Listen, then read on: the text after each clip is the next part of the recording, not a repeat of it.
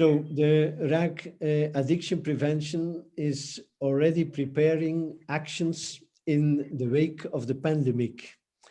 Although it is still raging in many parts of the world and still allowing little action. In this regard, we especially sympathize with the severely affected areas, especially for our Indian and Brazilian friends. Recent research in England has shown that 20% more people died because of alcohol consumption in 2020, the highest figure ever since measurements were taken. We must prepare ourselves. We must step up to the plate. There is a tidal wave coming our way. Addiction is rising everywhere. The Rotary Action Group for Addiction Prevention will give a yearly webinar around June 26th, the International Day Against Drug Abuse and Illicit Trafficking. This day was decided by the United Nations as an expression of its determination to strengthen action and cooperation to achieve the goal of an international society free of drug abuse. That's where we work for today and right now. At the day itself, the 26th of June, all RAC AP members and district governors will receive a special edition of the newsletter at this occasion. That's what you will receive next Saturday. We are proud to announce you that RAC AP's application for ECOSOC special consultative status was accepted by the NGO Evaluation Committee and is for confirmation with the Economic and Social Council. It will be confirmed in July. Wow, congratulations. Yeah. Social and Economic Council will gather next month and decide. This recognition will give RAC AP much more space at the UN meetings to make statements and to organize side events, indispensable for international networking. The webinar of today is organized in cooperation with District 2130, and this is the founding district of RAC AP. The webinar focuses on the projects that will be developed next Rotary Year. These projects will be ready for international dissemination in 22-23 after tryout in Flanders. RAC AP will present the results and the evaluation of the tryouts at the Rotary International Convention in Houston next year, hopefully alive. We start in the webinar with the presentation of a beautiful project to take better care of ourselves. In discussions with WHO representatives, it was clear that alcohol abuse is still the biggest problem amongst all other addictions. We discovered that if we are not conscious of it, a Rotary club might be or might become a vulnerable group for alcohol abuse. Past District Governor Kathleen van Rijsegem will give you more information about this project. RAGAP focuses by priority on prevention by training social skills from ages 3 to 12 as a vaccination campaign against addiction and other negative behaviors. However, we do not only train the children, it has been proven that results improve significantly when parallel families and the community are involved in our actions. Assistant District Governor Antonio Vasquez from Spain, District 2203, will present a new project for families, an online project and in cooperation with international NGO Dianova, RAC AP and Dianova have an international cooperating agreement, and the cooperation resulted in this project amongst others. All over the world, we have prevention programs in schools, so many and so much energy consuming that some schools and teachers got allergic for this extra burden. The Rotary clubs of Bruges and Damme of District 2130 organized an interclub cooperation and developed a new prevention program, not for schools this time, but for volunteer leaders of youth organizations. Iris Martens will present you the principles of this program. Developing programs for the youngest target group, namely the preschoolers, is not obvious. For this target group, it is important to lay a solid foundation for training social skills during the following years. It is mainly about feeling, recognizing, and expression of emotions. Fried Ringold, Director of School Without Bullying, will present us a nice project for training of emotions in nursery schools. You might think, what does bullying have to do with addiction? Well, especially for the younger age groups, prevention is always about emotions and social skills. Whether it's bullying, aggression, truancy, or any negative behavior that later may lead to addiction, the vaccine is and remains training in emotions and social skills. If we invest a lot of our free time, our energy, and our Rotary resources in addiction prevention, we want one thing above all else: results. We want results.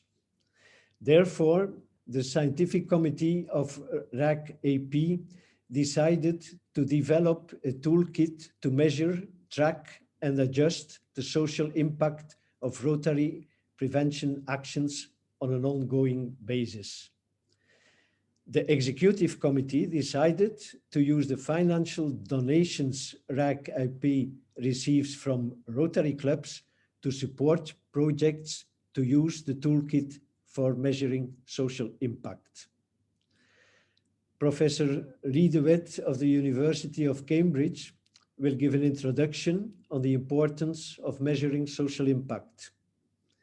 Raccoon Martens will introduce the toolkit, and Professor Antonio Molina will share his experience of integrating the toolkit in the project in Spain that we set up in cooperation with Dianova and the Rotary in Spain. And then Sarah Crawford from Rotary International Scale Grants Projects will explain the collaboration between RAC AP and the Rotary International Research Team for measuring social impact. After this great and last sandwich, you are free to choose and join a breakout room of your choice for 10 minutes. Your district, your country, or one of the projects to discuss the 4 questions we shared in the program. You will find the breakout rooms and you choose as you wish.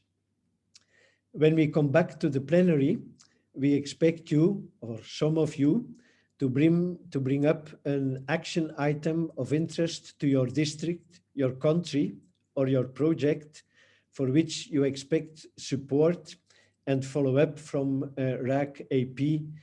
And when we come back to the plenary, we will not discuss, but just give a small note. And it would be good that if you have a proposition in a short note, that you also put it in the chat so that we can give it a right follow-up. So, so far my introduction, and then I give the floor now to PDG Kathleen van Rijzegem for the project on alcohol and vulnerable groups. Please, Kathleen. Thank you, Johan. Good afternoon, good evening, good morning, everybody. I'm very glad that you all took the time to be with us, and on behalf of the whole team, I welcome you here this afternoon, here in Belgium. Our district governor, Koen Ringoot, he's in the group now. I can't see him now, but also on behalf of him, welcome. I just want to share with you a small best practice. I only want to share with you what I did as a PDG during my year as a district governor visiting my clubs. I was already in contact with Johan and his team, and I had the idea, how shall I start to bring this very not so easy subject to the clubs. You must know in Flanders we have a very good tradition. The tradition here is tasting good wine, eating good food, drinking beer is really our main way of life. And we always think that from that cultural and historical perspective, alcohol consumption is always related with hospitality, social context, and of course, gastronomy. I think it is necessary to talk about it. And I know our clubs, these clubs, this is a club life, but this what I say now is also for other club lives.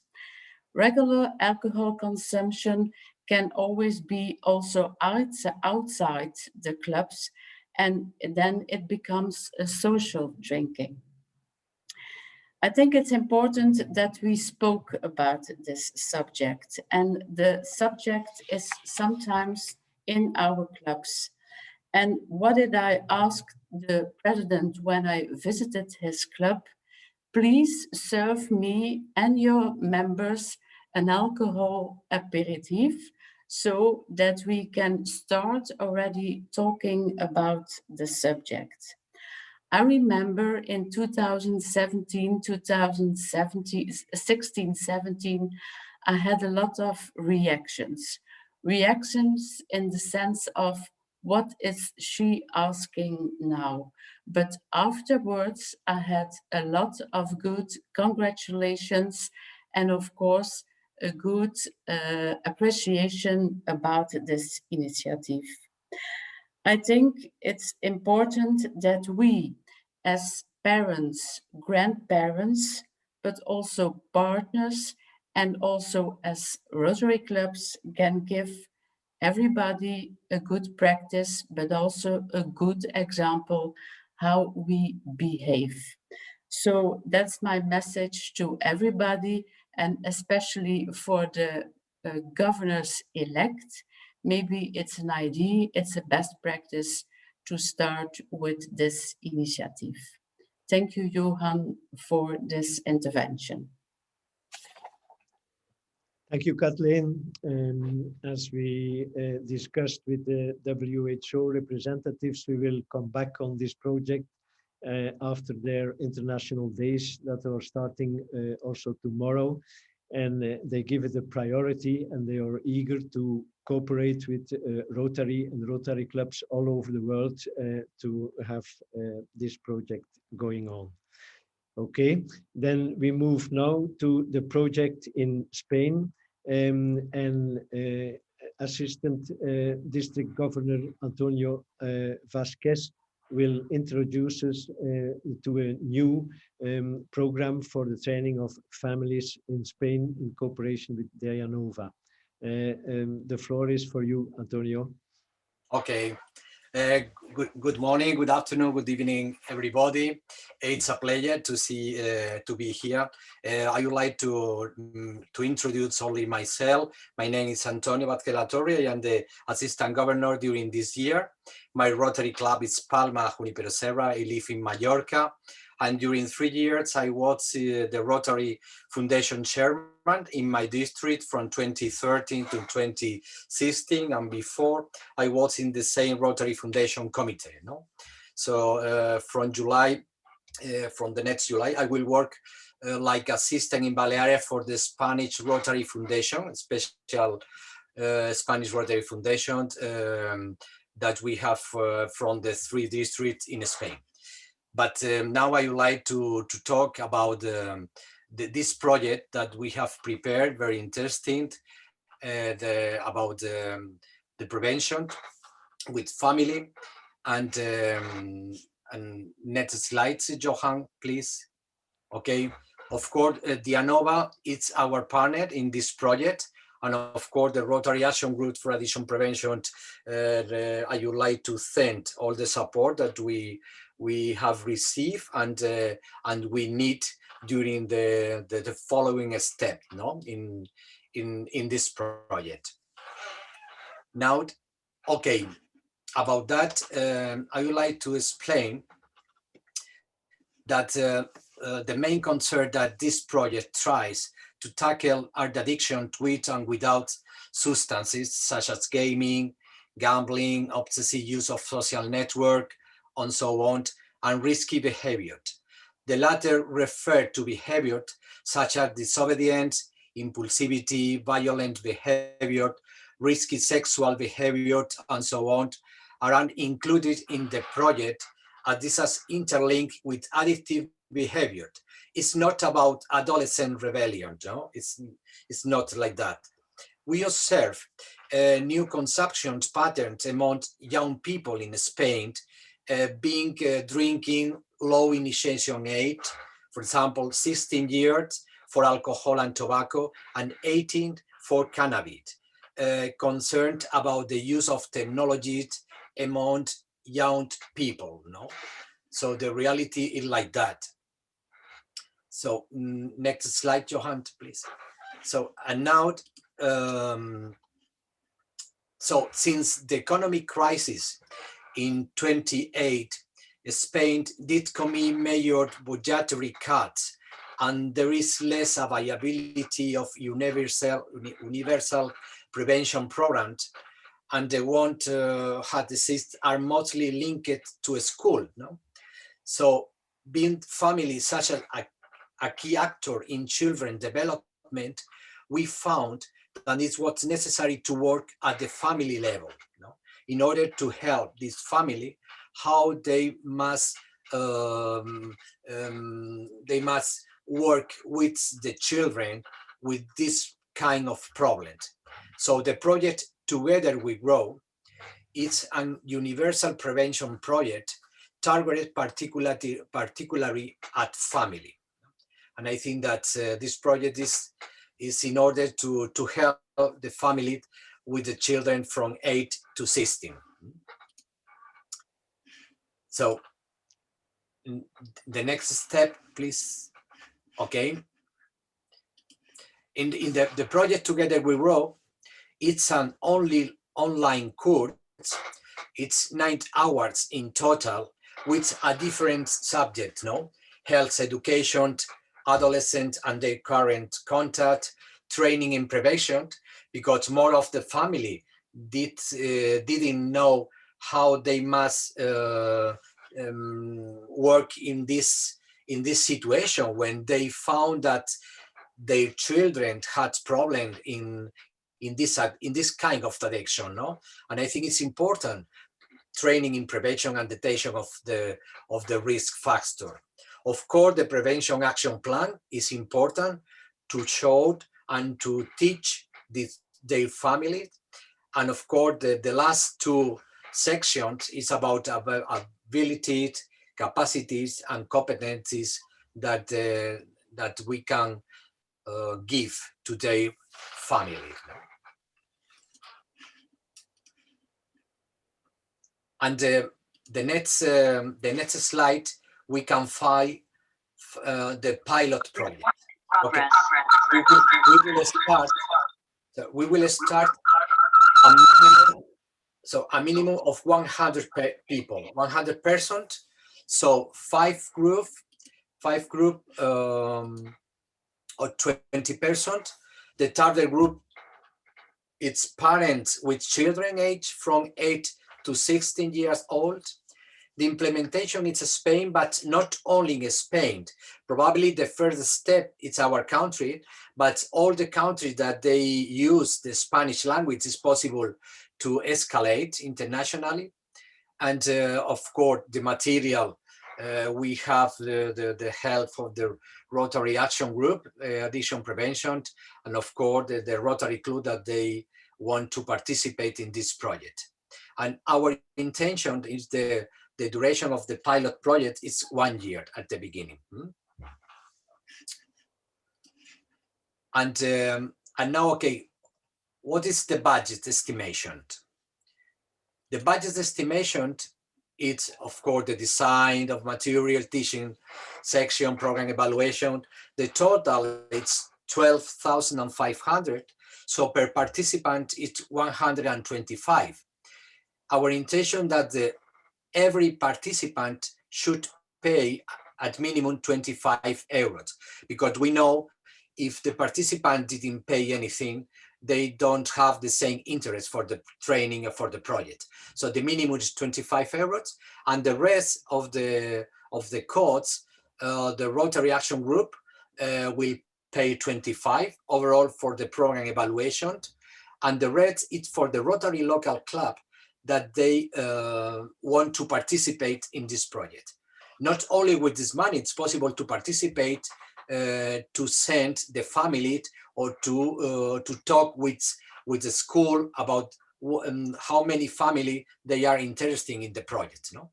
But the total at the beginning from this pilot is 12,500. Okay, how is the status of implementation at the moment? Okay, I think that at the moment there is a very, very excellent content with the district level with the Rotary Action Group. I think that we have a solid project. Of course, we have presented this project to the district level.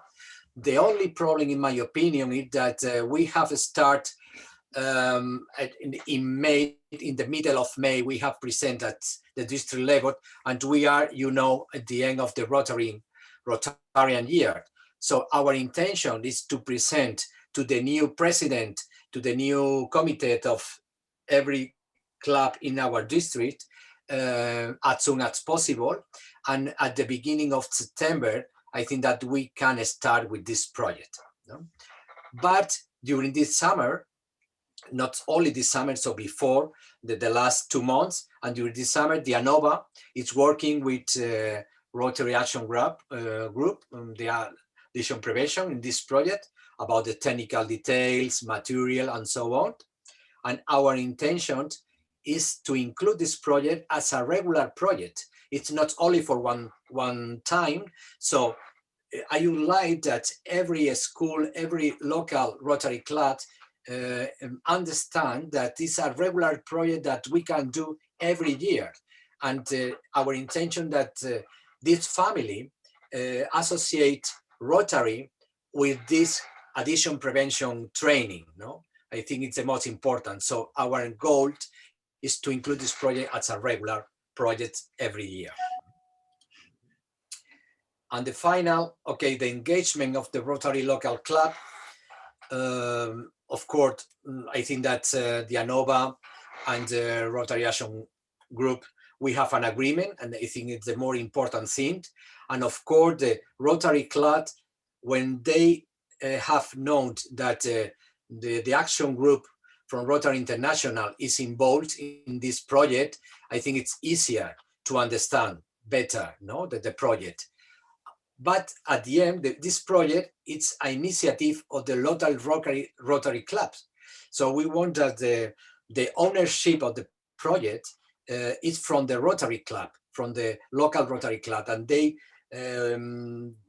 can to extend this project, to talk with the family, to talk with the school when the family are, and at the end, it's directly an initiative from the Rotary Club. And I think at the moment, I have received from some of the club that they are very interesting. The only thing that I have said before is that we are going to finish the Rotarian year, and everybody is expecting to finish the actual project, and they want to start at the beginning of September with the new initiative. But I'm quite sure that we are going to start at the beginning of September with all the things prepared, ready. And I would like to thank a lot the support of the Rotary Action Group, because I think it's very important in order to follow this project. Thank So you. thank you very much. And if you have any question, we can talk later. I know. Yeah, Antonio, thank you. This is a great project, and you know, we have a global cooperation agreement with the UNODC, and especially in this global cooperation agreement is mentioned that we should focus on families too, a very important part, as I said before. The people that wants to ask you some questions or ask more information will be able to meet you in the breakout room. Okay. They can meet every speaker. Okay. Perfect. Thank you. Thank you. Then we go to the next project, and this is a project from the clubs in Bruges, already 10 years old, and Iris Martens will give you information about this project. The floor is for you, Iris. Okay, thank you, Johan. You can go to the next slide. Yep. So I want to introduce myself first. I am also from Belgium, from Bruges, and I work for the city. So I try to coordinate the drug policy for the whole city. And my job is mainly to network, to facilitate projects, to signal needs from partners in our network, and to like maintain a healthy balance between everything we do in prevention, everything we do in repression, so for example, police work, and everything we do in the drug help care. So that it's not only on one aspect that we focus too much, so that we do every three of them in a healthy balance, and that everybody also communicates with each other, so that everybody knows what the other one is doing, and we can work together and not against each other. I have worked in this job since 2016. So this is already a side note I make that you can see on the next slide, Johan. No, it's the other one, but it's okay. I worked since 2016, and Johan said the project started in 2009. So I want to say that I haven't known the start of the project. But I've worked in it for 5 years, so I will try to explain as good as possible. I'm not a member of the Rotary Club myself, so I also want to say that it's definitely a project of the Rotary Clubs. I'm just a partner in it, and I just wanted to give some information about it. The main goal is, of course, to prevent drug health-related problems, but we see addiction only as one of the problems. So, of course, a very big one, but also like the smaller health impacts it can have. For example, when you are drinking and you can fall with your bike, for example, very simple. Even those kind of health problems that is caused because of drug use and alcohol use, we want to prevent in this program. So we want to work on different levels. As you can see in the slide, I won't explain everything, but I've put all the information on the slide so you can read it afterwards if you want. So we have some like in-between goals that we use to reach this health goal. And then we have some goals in the project that we know if they do these activities and they have these results, it's based on research that we know that there's a big chance that we can have these behavior goals, that we can reach those. Of course, a big side note is that we didn't have a formal evaluation of the project, so it's never have been researched scientifically. So I hope next year, with the help of the RAC group, we can support our hypothesis that these are the goals that we'll reach. So these are the goals. Then in the next slide, you see the history of the project that I already told you a little bit. So we started in 2009 with the Rotary clubs, but also then broadened the project to also other service groups. So there's the Inner Wheel and the Rotaract.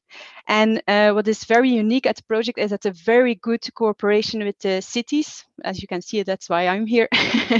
So the cities of Bruges and Damme are very closely in the project. So we are really doing it together, and we also use like help of other instances and organizations in Belgium. So it's a very close cooperation in the project. So that's very nice to see. But it was important for this project that we could do it with the Rotary Club, because we needed a bigger kind of structural approach for our youth movements, because we know from local research and national research, and I think for European research probably as well, that the leisure time for young people is a place where they really start to drink, learn their drinking behaviors.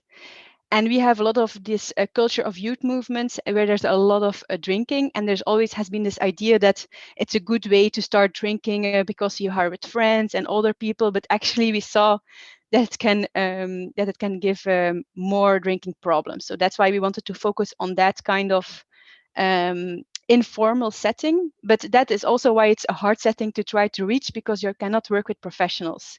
For example, I'm used to work with schools. For example, you can work with teachers. They are professionals and they are good at already doing the techniques that we want to use. So this is like a completely different kind of approach. So yeah, you're a bit in a semi-professional setting, because you have like the group leaders who are very enthusiastic and are often already studying higher education. So they have some capabilities to help. But yeah, it has some, it needed some extra motivation, and especially the financial reward to like ease the groups inside the project was very necessary to start it. Okay, the next slide, please. Those are the program components. So the program starts every year in about October and ends in April. And we have like 2 different trajectories. And the first one is for groups who have never participated before, so they don't know anything about drug policy or educational activities. So we have a very intensive trajectory for them. And then we have a different trajectory for groups who already participated a first time or a second time even, and now want to like really dive deeper in and want to like really work everything in more detail. The first time is like all this new information. It's a lot for them. They are young people. They have a lot of other things to do. So it's very good to like get them in on the topic and to get them start working on it. And then if they can participate a second or a third year, it's very good to like stabilize the behaviors we want to reach. And then, as you can see as well in there, we work together with our National Drug Expertise Center, which is a very important partner, because they do evidence-based research for the techniques and the materials we use. So we don't have to develop the materials. We have everything. It is developed, it is tested, and we know, because if we use these, that we have a big chance to reach our goals. So that is very important for us, and very good. We could use these just free of charge. And then also that we could apply the techniques by the caregivers of the Youth Advice Center, because they have a lot of experience with working with young people, and they can also like really bring it in their kind of environment, on their language, and they can also like if there are questions about other kind of behaviors, they can also reach for those answers. And then in the lower section of the slide, you can see that are the actual components. And it's actually developed in like 3 big parts. The first one is the kickoff. Then you have a couple of things during the year, and then we have the closing meeting. So the kickoff is like, yeah, the first start of the program. We have to really explain everything very good, because they are not professional people. So we have to explain the project, tell our expectations, and already give some information. And then they have really intensive coaching for the first time participants, and a lesser intensive coaching for the second and third time participants. And then because with this coaching, they learn peer support, and they also learn how to make a drug policy plan, and they have to make it themselves. So it's really important that we don't try to push it from the Rotary clubs, like we want you to do this, we want a zero tolerance drug policy in the youth movements, because we know then they will just write it down and they will get the money, but there will not be any change in behaviors. So that's very important that they really make it themselves, that they discuss with all the youth leaders, and that they make their own policy plan for their own youth movement. And then they also learn in the coaching how to organize an educational prevention activity. So because we also want, it's really important that this is also evidence-based, because I think everybody knows here that you can do also bad drug prevention. And I think if we just say do something about drugs with your oldest members, I think we could see a lot of examples of bad drug prevention. So that's why we also put it in the coaching. And then for the second and the third time participants, we also do a party-wise training. So this is like a newer kind of addition to the project, because they also organize a bar night on Friday, and they often organize parties to get funds for their youth movement. And we saw there was a lot of alcohol and sometimes some drug use, but on a completely different kind of use that you have during the year of the youth movement. So we wanted to do something different for that. And then of course the evaluation and feedback, and then we closed with a meeting. So these are actually like the whole program year. And if you go to the next slide, I won't explain it everything, but it's important that you have like the activities with the young people, but behind that you have like a sort of commission. I don't know if this is the right word in English, but like a smaller group of people who consists of Rotary Inner Wheel Rotaract members, then members of the cities like me and my colleague from Damme, and then some prevention partners who come together very regularly to prepare everything, to evaluate everything, to like really be on the project, because you really need to hold it together, because otherwise it's very hard for the young people to know what they have to do and how we can really fit the project to their needs, to their environment. And then maybe quick to the accomplishments. This is very unique scope for Belgium. I don't know how it's for the other countries in Europe or in the world. To reach 12 youth movements per year in the 2 cities. And this is very big. If we talk with other prevention partners, they never reach that many groups in a year. It's almost impossible because of the specific difficulties in working in the leisure time setting. And every youth movement has a lot of members, like 100 to 300 members. And it's not like that they are affected, all of them directly. They don't follow all of them the coaching and the policy making, but indirectly they are affected, because if you make a policy for a youth movement, all the members are affected. But then you can see that, for example, that at least the group leaders and the oldest members are influenced directly, because they do the prevention activity, they do the coachings, they do the sessions. But so this is a unique big scope for us. And then, of course, because we are already doing it for such a long term, since 2011 was the first operational year. We have a really big, because we can do it every year again. We have already had 37 groups, I think. So I think it's almost all the groups. So this is very, very nice to see that we can really reach every group several times. And as I said, the cooperation with all the partners is also very nice. And then one quick glance at the future on the next slide is that we, of course, want to fine-tune our projects. And I think it's very important that that's not on the slide, but that we stay focusing on those skills, like Johan said, because those are the important ones. And sometimes we see that they focus very much on writing a nice paper, and that's not the primary focus of the project. But then also that we see that some youth movements don't participate in the project, and those are most of the time in the vulnerable areas in the cities. So this is really something we need to think about, how we can make it interesting for them to participate. And then also, like, yeah, you see 37 groups have participated, but how do you keep the topic alive? Because there's such a big switch in young people who are in the project that if you don't participate in it for 3 years, everything is forgotten. So we really have to think about this, because we want to change a project, but we don't want to leave the 37 groups, and we don't want to leave our accomplishments. And then we're also thinking about expanding to sport clubs, because in the local research, we also saw that there's a lot of problematic drinking behaviors as well as there. And then, of course, in Corona, it was definitely necessary to have like a digital kind of version of the project. So that was very shortly the project. If you have any questions, I will add my email address maybe through Johan, because I saw it was not in my slides. So you can definitely email me, and maybe later in the breakout rooms as well. Thank you. Okay, thank you, Iris. That's a beautiful presentation. And with this project that is already on a long term and in a sustainable way, reaching so many young people in the leisure field is very important.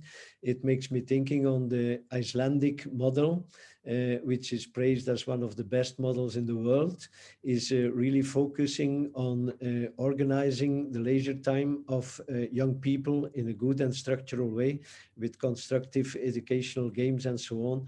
So a beautiful project. And by the way, good to know, the people in South Korea, Seoul, could not wait for the presentation and are already implementing the project over there.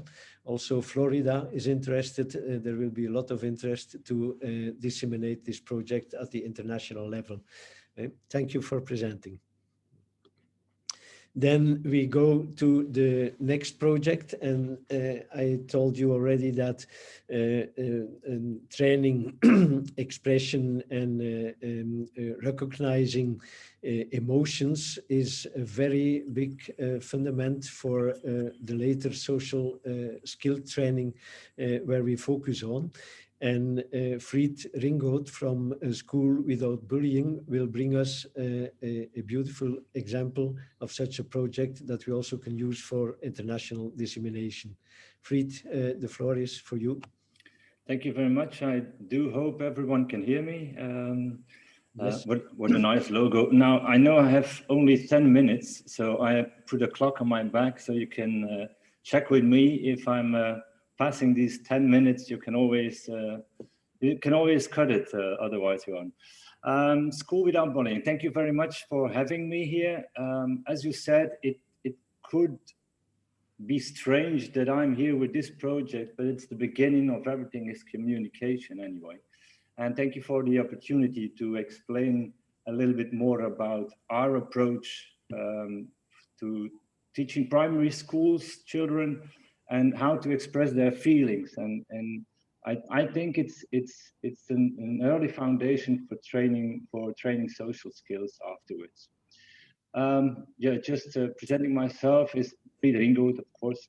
Not much more than that. I'm the managing director and co-founder of School Without Bullying. It's written on the next slide, thanks. And we are a non-subsidized, a non-profit organization. We are founded in 2007. And what we do is, shortly, we provide school performances and educational materials for preschools and primary schools. That's what we do. Well, if we're talking about school, and I'm talking about a perfect world now, of course, if we say that school should be a place where children can learn, play, work together, and grow up, well, without any sorrows. I know it's a brave new world, but without any sorrows. There should be a place, school, where children learn enough social and emotional skills. I know you told it before, it's quite strange that I'm part of this webinar. And maybe you ask yourself, what is this got to do with prevention or drugs or addiction? Well, a lot of addictions start because you're trapped in yourself, because you can't express your feelings, or because you never learn to express those feelings, to share them. And if I make it personal, I was very fortunate and lucky to grow up in a family where feelings were allowed, all feelings. And when my father was sad, he showed it. Did he cry sometimes? Yeah, he cried sometimes. Well, I'm glad to it. We shared our feelings, and that has served me often very well in life.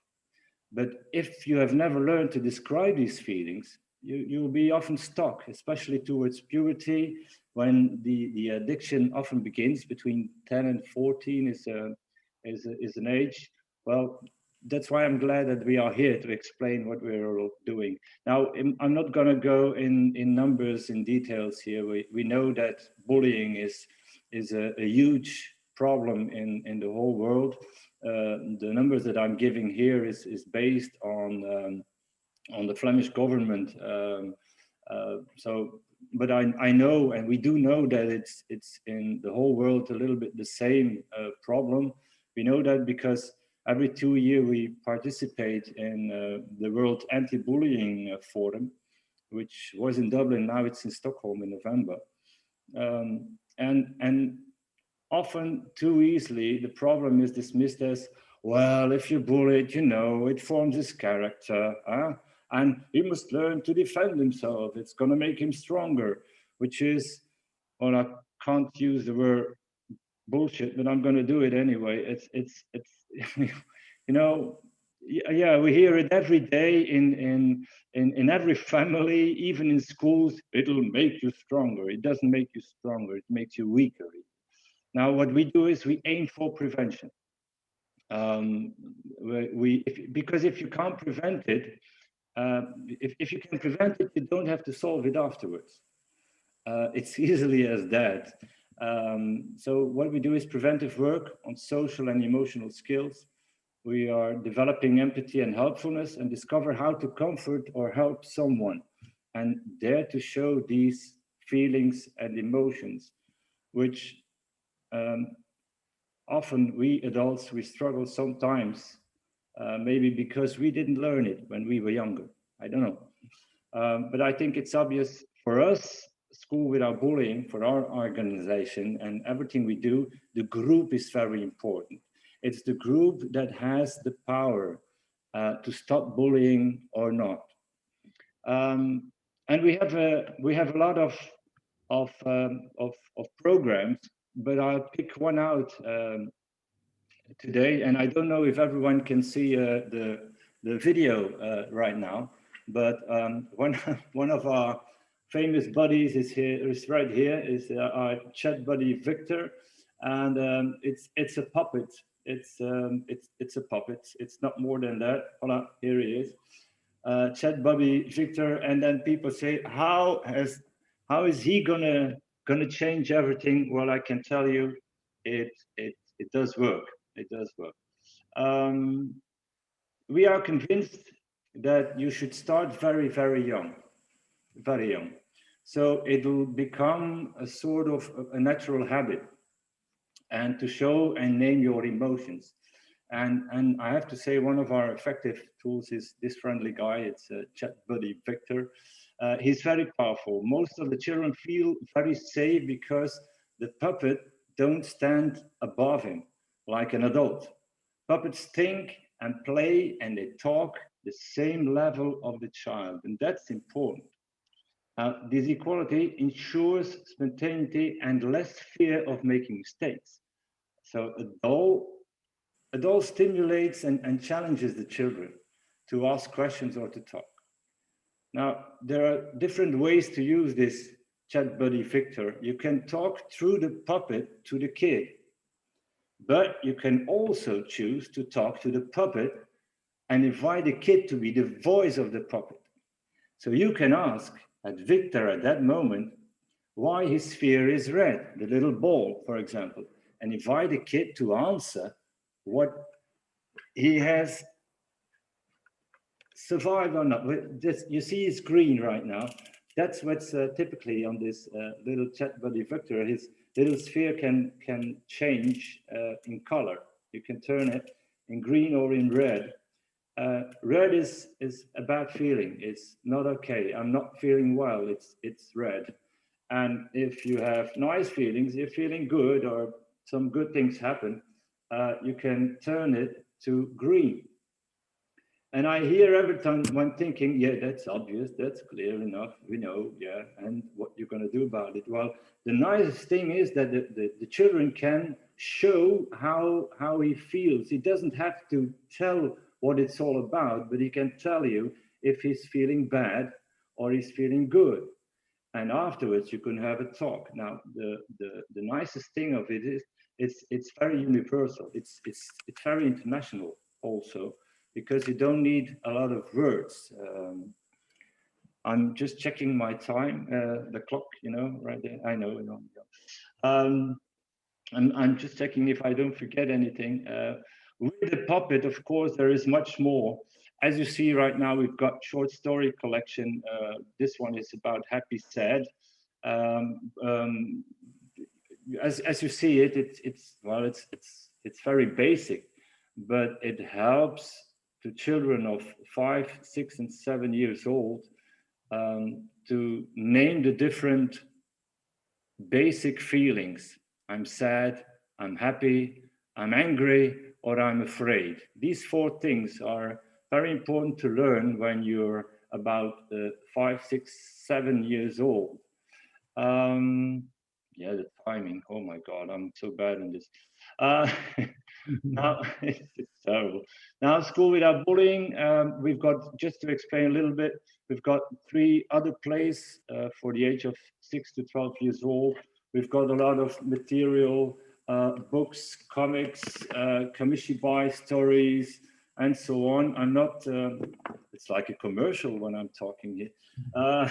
That's not the point. We've got this little guide explaining everything for the teachers, etc., about the puppets. And more than, well, many tens of thousands of children has already met our different characters, Victor, Bram, and Mr. Suspenders. Our ambition is clear. We just continue. We know what we're talking about. It helps, it works. We work a lot with Rotaries in Belgium and in Holland also. And we work together because a lot of schools can't pay it.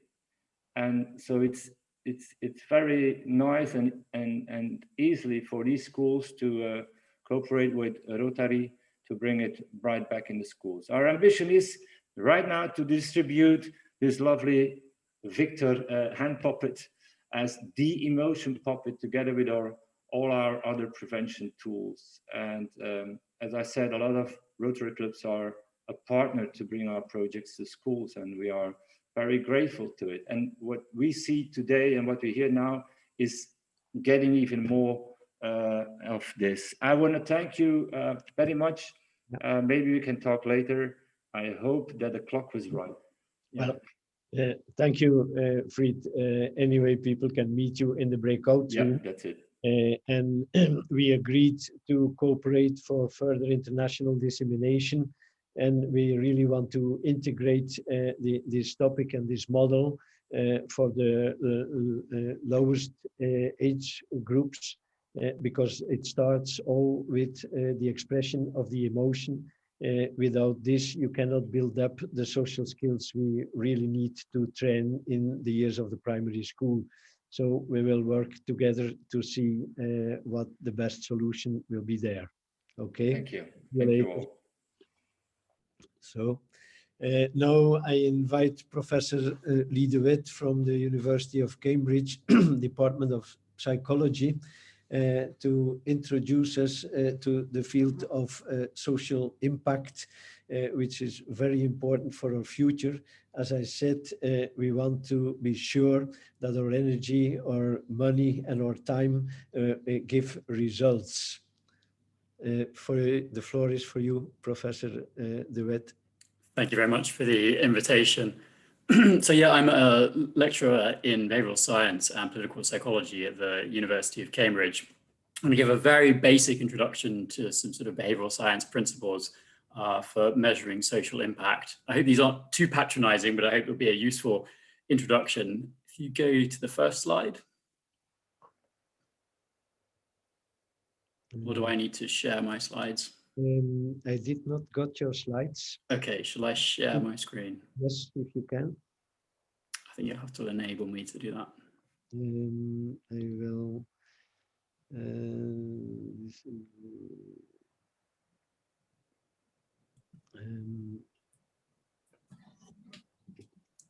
Stop sharing screen, and then I need to. Voila. I think now you can share Yeah. the screen.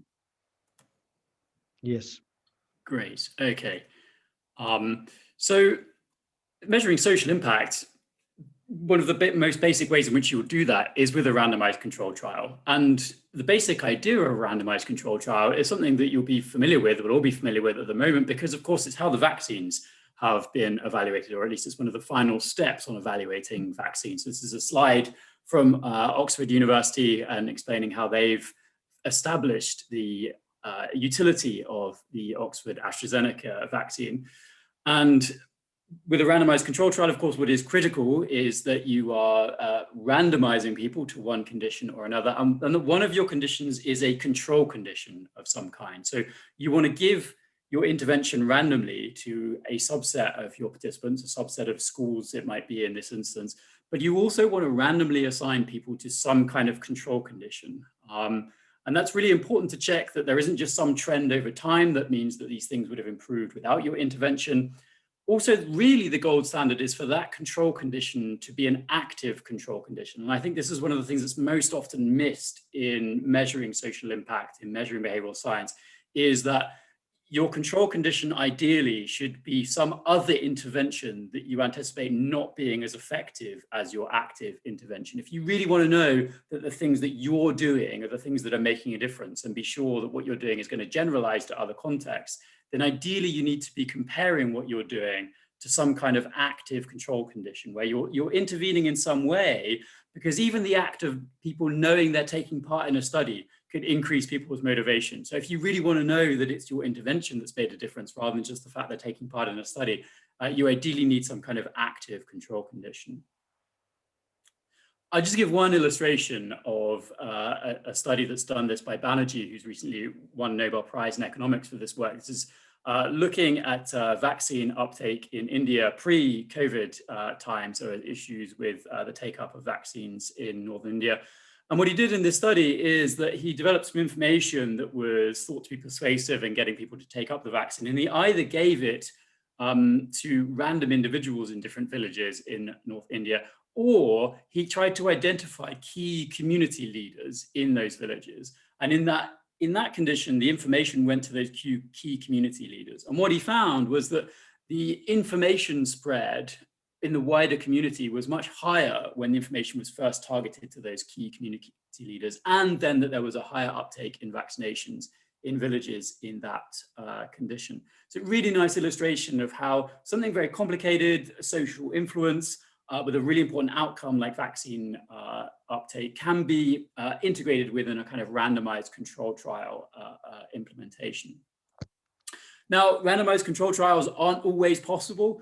At the start of the pandemic, lots of countries were having to figure out what to do to respond. In the UK, we had this particular problem in that our government was saying we couldn't lock down because there would be too much what they called behavioral fatigue. And I wanted to pick up on this because it might have been something you would have heard about across the world. It certainly in the UK gave behavioral science a bad reputation. As to, there were articles in our news saying, behavioral science was responsible for undermining our response to the to COVID by behavioral scientists encouraging us not to lock down sooner. But actually, this idea of behavioral fatigue came from medics, as far as we can tell, not from the behavioral science community. So even when randomized control trials aren't necessarily possible, we couldn't have run an RCT on parts of England in lockdown and parts of England not in lockdown and seeing whether behaviors were possible. It's important to gauge what actual behavioral scientists think on given issues, because it's very easy to have opinions about human behavior, and often sometimes experts in other fields can have very strong opinions about psychology, human behavior, even when it's not something they're necessarily trained in. Okay, finally, to hand over, I'm going to introduce a model for thinking about how to think about intervening in people's behavior, thinking about how to change behavior. And this is a very simple model that's very widely used now within the UK government. And the basic framework of this model is to say, look, if you want to change a given behavior, first off, you need to identify very clearly what that behavior it is that you want to identify, but then you need to think about different types of barriers to that behavior. So what are the capability barriers to that behavior? What are the motivational barriers to that behavior? What are the opportunity barriers to that behavior? And this is very much a framework that the UK government has used in its vaccine rollout program that's been very successful. Actually, you've illustrated some of this framework in some of the ideas that you've put forward. So I'll illustrate with those. Thinking about capability, the idea that being able to recognize and name emotions might be an important capability barrier that needs training as a young age. And that's a really excellent idea to test. The motivational aspects, perhaps kids need motivation to be engaging in more wholesome activities at a young age.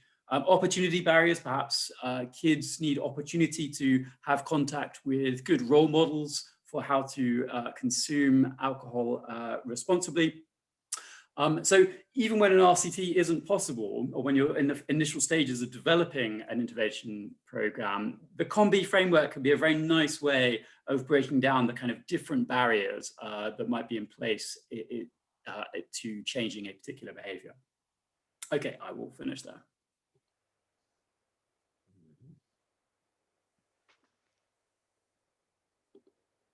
Okay. Thank you, Professor De Wet. It is very fast spoken, but a very complex thing. And we will need your advice and instructions while we are setting up this toolkit to guide us and our clubs and the projects to measure the social impact of our actions.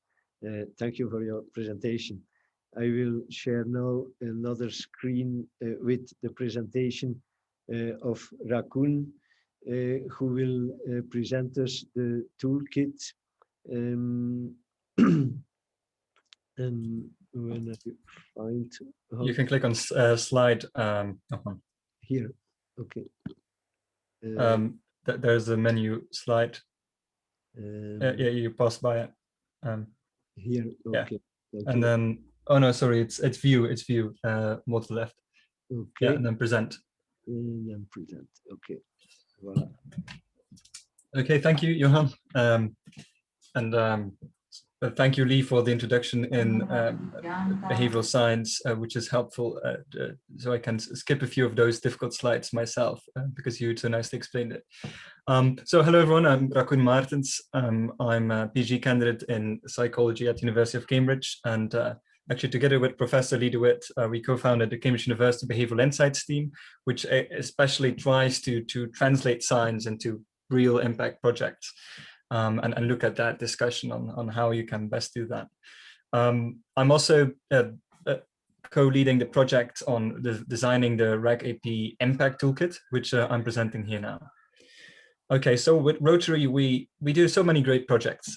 We are optimists by nature and entrepreneurial, and we love to do things, right? We love to create a better community, whether on a local level or international level. We spend a lot of energy and a lot of money on these projects. But when you ask the question, what impact does my project actually make?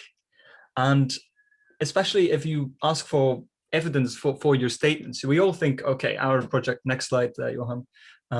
We all think our project has a great impact, right? It's fantastic. I work for it, and especially if you invest in it, you have this bias, right? You're involved in it, and you think it's fantastic. But if you really try to disentangle, okay, what impact did my intervention have on individuals, on families, on communities, and can you provide any data to show that? And also, what negative impact? Well, because often we don't mention that, right? We want to show all the positive impacts, but it's not that all our projects only have positive impacts. So there's another thing to think about. Also, when you think about addiction prevention, next slide, the word we try to use evidence-based interventions, right? So we love to use that word. It's very catchy. But then when you actually look at it, often these interventions have not been evaluated in 20 years. Or they were evaluated in a different target population, a different group of people, different country. So how can you actually work with that? How can you generalize these findings? we often lack a long-term analysis. We implement the project, we think it's fantastic, we do some evaluation, but then we don't evaluate 2 years later. What about the measurement frameworks? Do we really implement the latest toolkits that are out there? And do we sometimes maybe ignore the negative effects? Do we have data? So there are some issues, even when we say evidence-based interventions. Now, think about how much energy and funds we invest in these projects.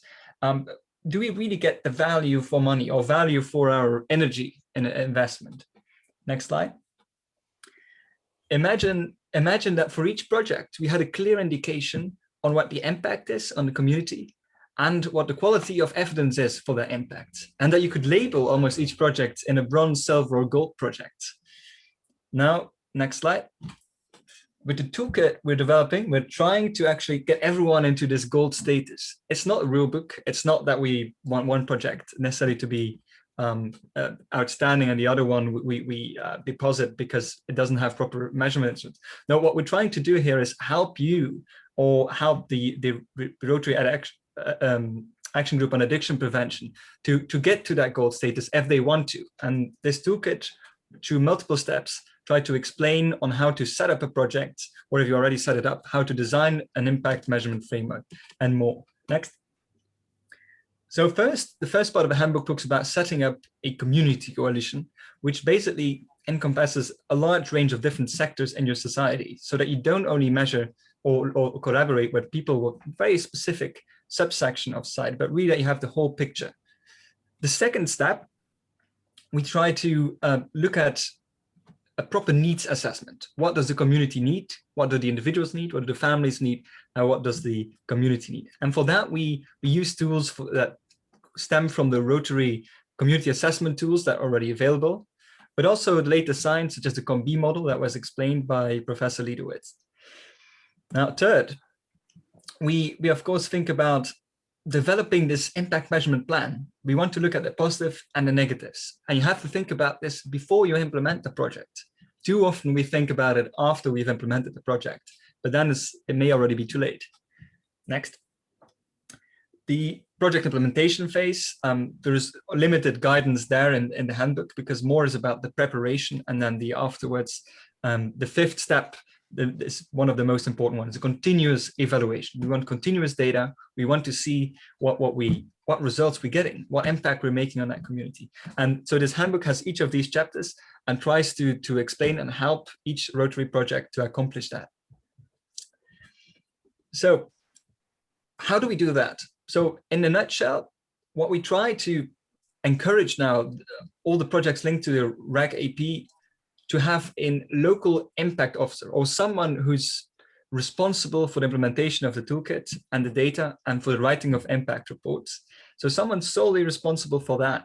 And then at the RAG AP level or the scientific committee, we try to provide support, to provide surveys, provide funds, provide some extra quality checks if you want them. And so we basically try to interact the action group and the project level maximally to make this possible. So finally, we want to have this next slide, Johan. The goal is, and this is all just in preparation, we are very much in the first phase of this, but we want to develop towards a toolkit, but also a project framework that is data-driven, has the comprehensive community assessment, implements the latest science, provides these evidence quality labels and these impact labels, and is linked to the Rotary areas of focus and the UN Sustainable Development Goals, with long-term evaluation and these impact reports that we can show to the outer world, that we can really show what the impact actually is. So that's what we're working on. If you want to ask more questions, you can ask me questions in the breakout room or send me an email. That's it. Thank you for your attention. Thank you, Raccoon. This was quick and clear.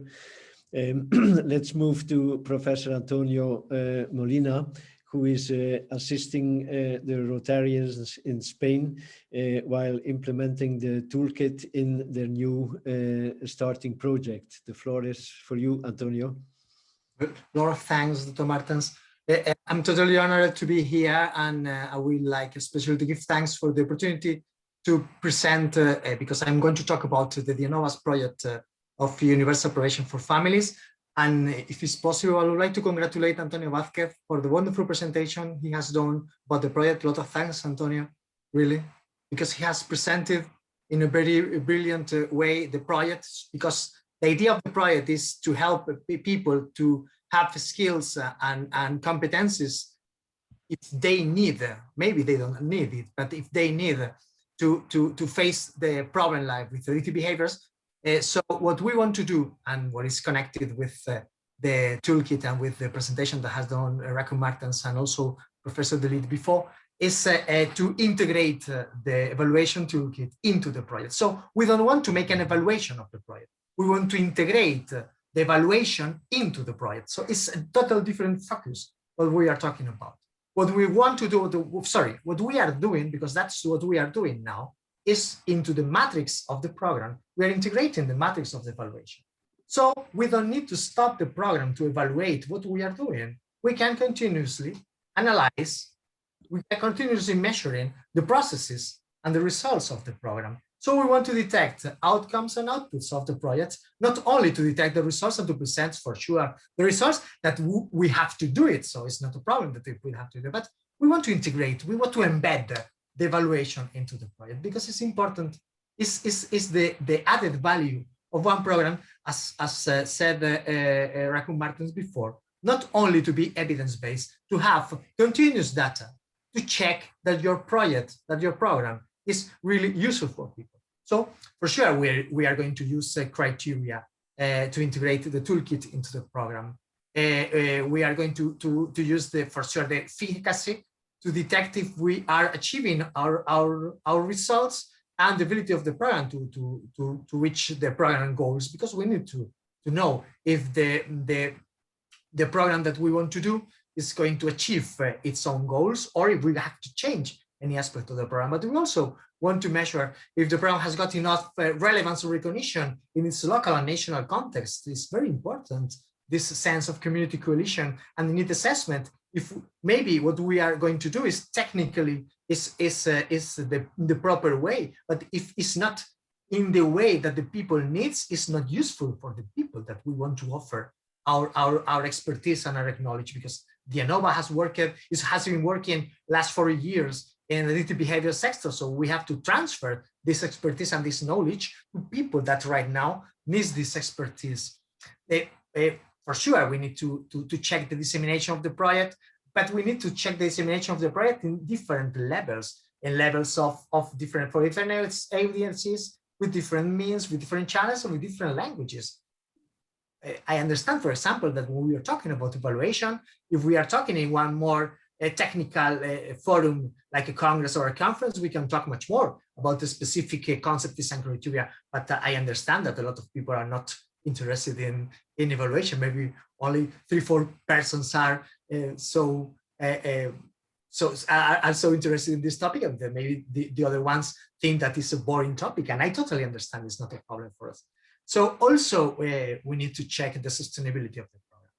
We need to check if the ability of the program to secure the necessary support to undertake if it works and runs it or the program, and if it's possible to transfer, it's possible to develop the program much more than the original idea that we have got right now about the program.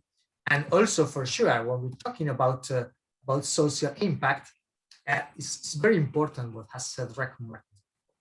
We want to know the ability of the program to make the difference for the participants and for the community as a whole, but we need to understand now, we need to know, and we need to detect as soon as possible the unexpected effects, the positive and negative unexpected effects of the program.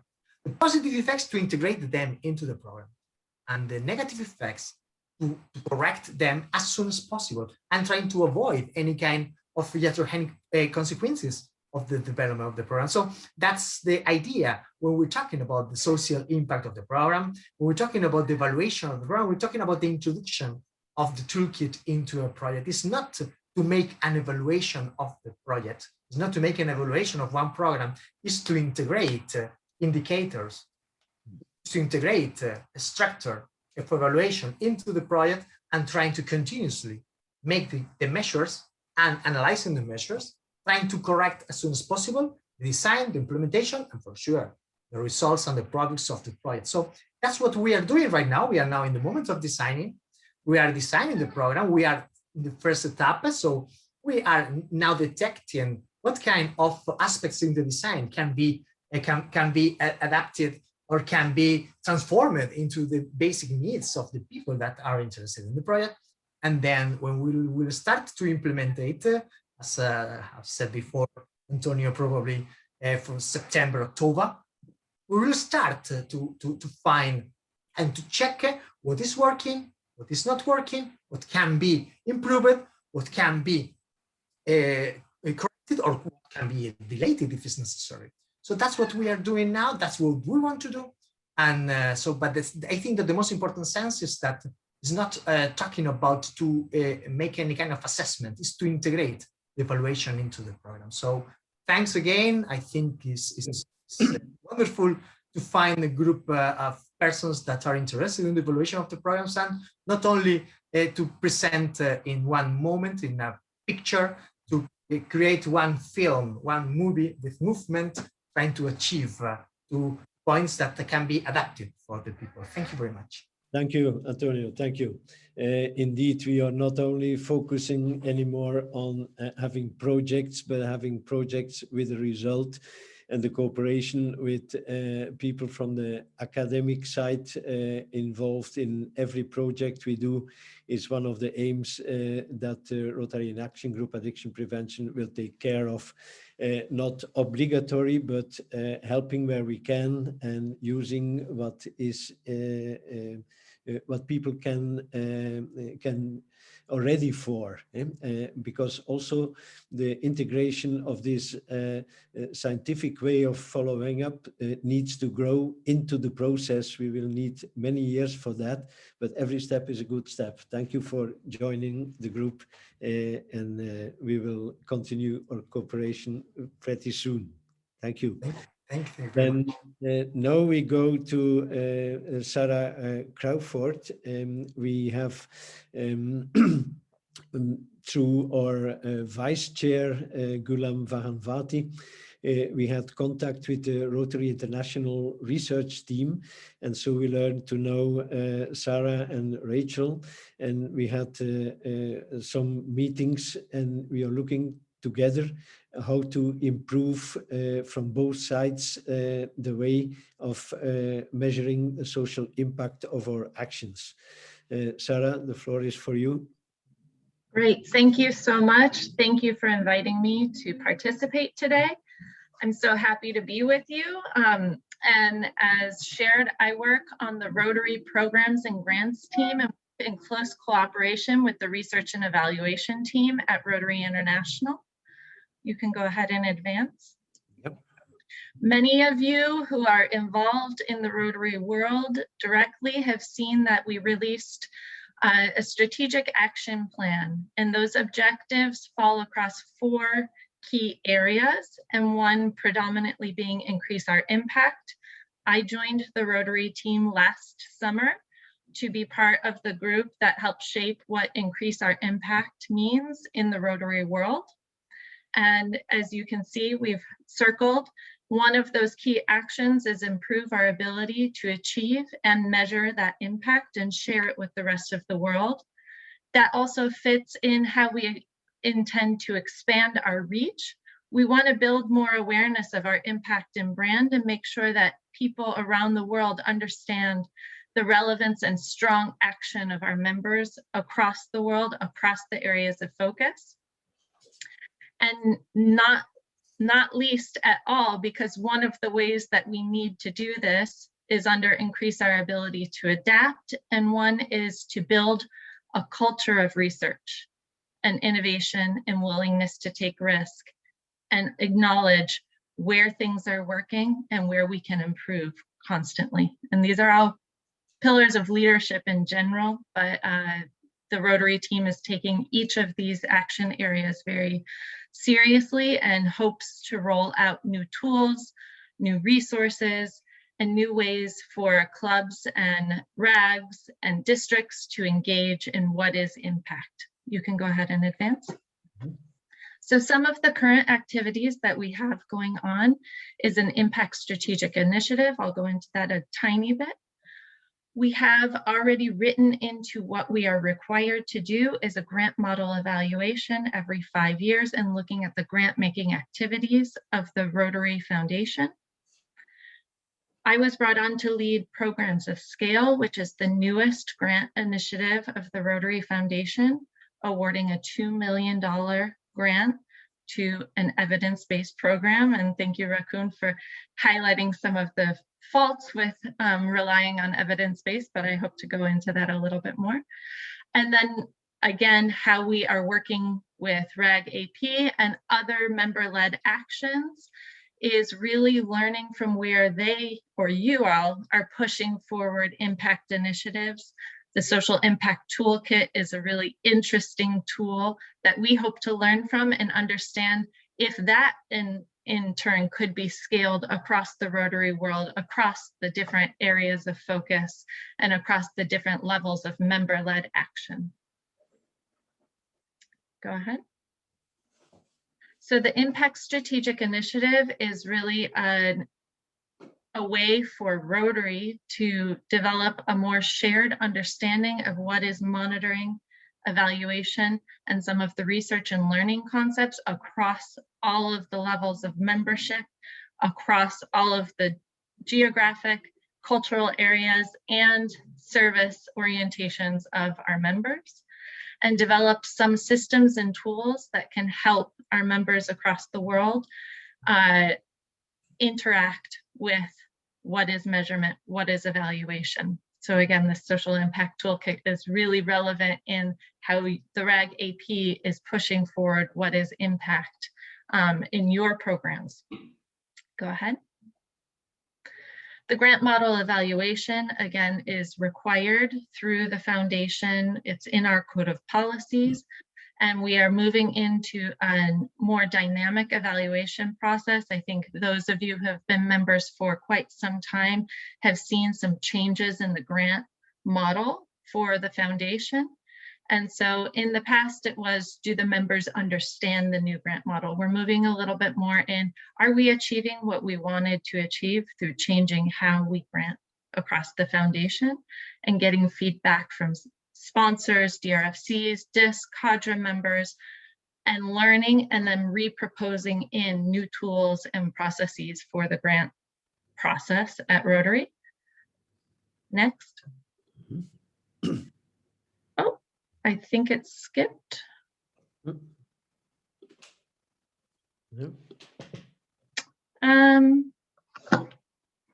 Here we go, great.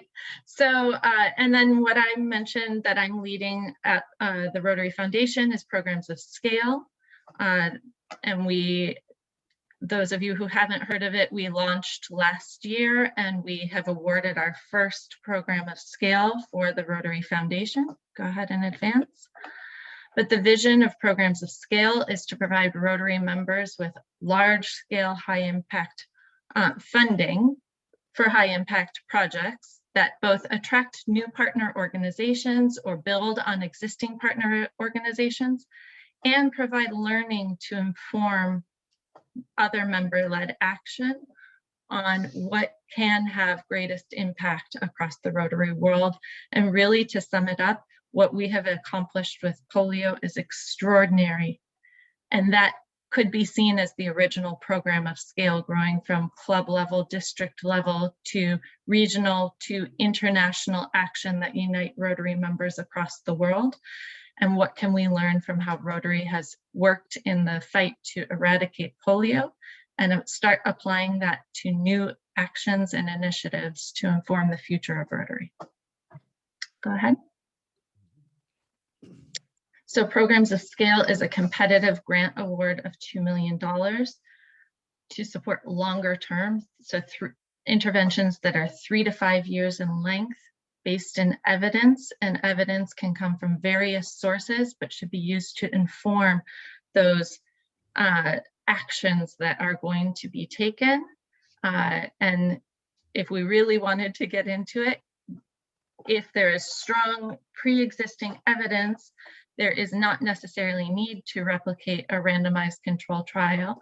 But as Professor DeWitt was talking about, but in other cases, a randomized control trial may be required to build that evidence base. So working across the spectrum of what is possible and building up to what is a program of scale is something, again, that RAG-AP, I think, is taking a leadership role in looking at how to build that evidence base, make it recent, make it relevant locally, and then prepare for the next level of internationalization.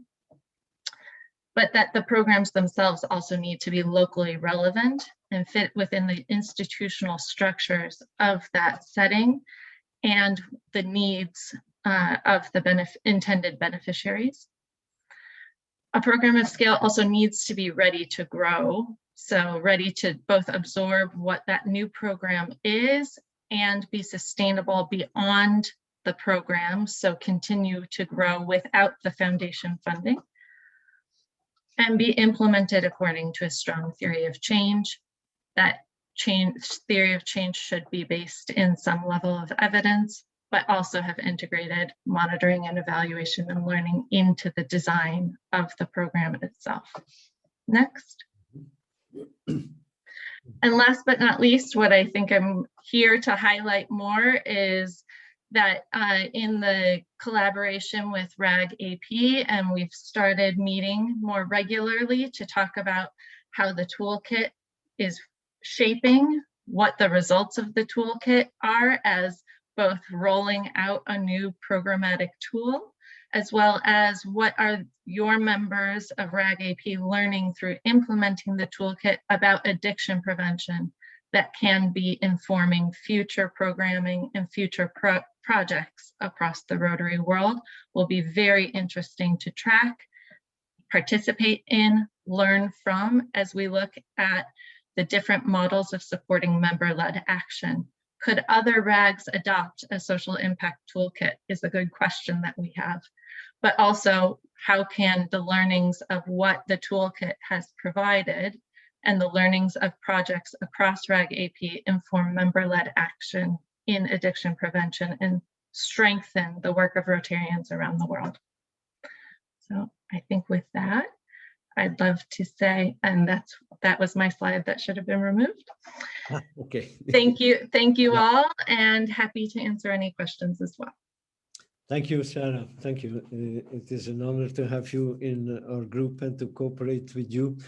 And it will help us a lot to save time and energy by adjusting together. Good to know we have read the invitation for the scale grants and we are preparing one. We did that already the first year, but it was not accepted, and I think we didn't have the right impact or input on that moment. Maybe we have a better chance this year. We'll see. We are going now to the breakout rooms, and we have breakout rooms not per district but per country. Because we had 100 registrations, but I see we only have 34 participants. And maybe then the breakout rooms will maybe have 2 small groups. So find your way in it. We have a breakout room for every speaker, but we made for the social impact measurement, we made 1 breakout room with the 4 speakers together there. So interesting for you already to discuss amongst yourself and other visitors coming in. We would love to hear from you after the breakout rooms and the discussions there. If you have a action point as a priority for your district or for your club to support by Rotary Action Group Addiction Prevention, we will take that on our agenda and we will support it at the best. So we will have a short go around when we come back from the breakout rooms to gather those data. But please help us to keep it efficient. If you have such an idea or you discussed one, please note it in the chat so that we can work later on it. Thank you. And I will open the breakout rooms right now.